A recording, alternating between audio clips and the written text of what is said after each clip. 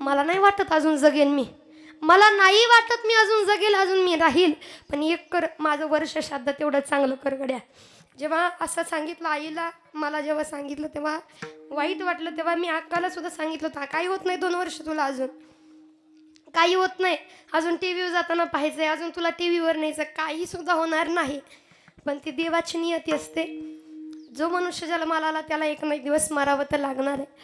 पण अक्काच्या जीवनाचं जर पाहिलं बाबा, लोक म्हणतात कीर्तनात बाकीच्याचं गुणगान करू नये, पण मी म्हणेल गड्या, ज्या व्यक्तीनं आपल्याकरता आयुष्य झिजवलं, ज्या व्यक्तीनं आपल्याकरता कधी कशाची पर्वा नाही केली, आज धर्म मंडपात इथं उभा असताना मी सांगू तुम्हाला, अक्काचं एवढं प्रेम होतं, सख्या नातीवर तर प्रेम होतं, सख्या नातीहून तर प्रेम होतं, पण आमच्यावरती एवढं प्रेम.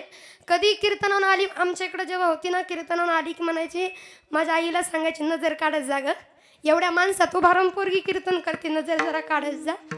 पण सांगायला गेलं तर माझ्यावरती जीव होता जरा तिचा, पण ती माझ्यापेक्षा जास्त माझ्या बारक्या बहिणी जीव होता. काही असू द्या, काही सांगितलं, काही झालं. आणि माझ्या बहिणीला सुद्धा सांगायचे, तू कीर्तनकार हो, कोण नाही तुझ्या कीर्तनात बसलं तर मी कीर्तनात बसून कीर्तन ऐकेल. अजून सुद्धा माझी बहीण म्हणते, अजून थांबायला पाहिजे होती काका, थांबली असती ना तिच्यासाठी तरी मी कीर्तन केलं असतं, तिला तरी माझं कीर्तन ऐकवलं असतं. पण वाईट या गोष्टीचं वाटतं, अक्काने फार सोसलं, शरीराचे फार त्रास झाले.